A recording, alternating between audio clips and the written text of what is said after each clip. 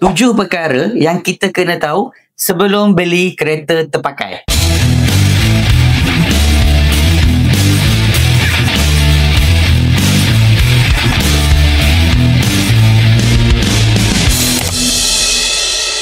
Biasanya orang beli kereta terpakai ni sebab nak jimat. Tapi biasanya ramai juga orang yang tersilap langkah. Baru pakai seminggu kereta tu dah masuk ke bengkel.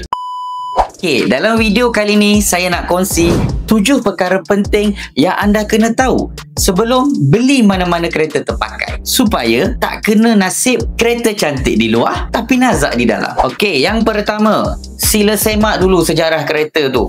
Gunalah platform apa pun boleh. Boleh guna Scoot ke, MyCarInfo ke, supaya kita tahu status kereta tu, sama ada pernah aksiden ke, pernah tukar enjin ke, ataupun ada masalah lain. Tolong jangan malas ah. Kalau anda malas, anda yang rugi. Kedua, cek keadaan enjin tu. Tengok dulu warna minyak hitam tu macam mana, ada bau hangit ke tak. Lepas tu start enjin kereta, kemudian dengar bunyi. Kalau ada bunyi yang kasar, bunyi yang pelik, itu dah tanda red flag. Enjin ni jantung kereta kita. Kalau jantung kita ada masalah, kereta kita pun akan ada masalah. Yang ketiga, periksa bawah kereta kita tu.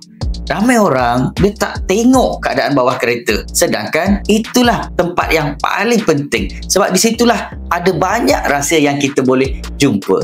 Cek betul-betul, tengok betul-betul ada kesan karat tak, ataupun ada kesan minyak bocor tak, ataupun paling penting, cek betul-betul ada kesan ketuk tak. Kalau ada kesan ketuk kat bawah kereta tu, itu biasanya tanda-tanda kereta tu pernah ada aksiden, sama ada aksiden teruk ataupun aksiden tak teruk.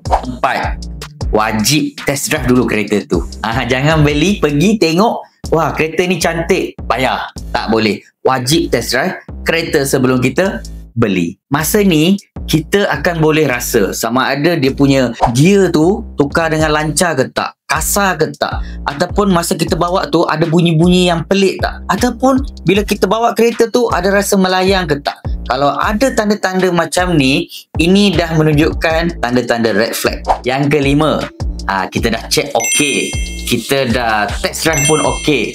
Yang kelima, cek nama pemilik. Pastikan segala butiran yang ada dekat dokumen, nama pemilik, nombor kereta, nombor chassis, nombor enjin, semua sama seperti dokumen asal. Yang keenam, jangan tertipu dengan harga murah. Harga murah tak semestinya elok. Kalau harga terlalu murah sampai tak masuk akal, biasanya mesti ada kes-kes yang pelik. Sama ada enjin problem ke, meter dah pusing ke, ataupun kereta tu kereta tenggelam banjir. Jadi, kita kena buat perbandingan dulu harga kereta tu di pasaran sebelum kita beli.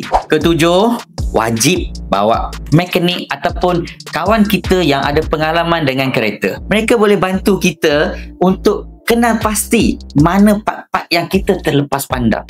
Sebab nak beli kereta ni bukan murah.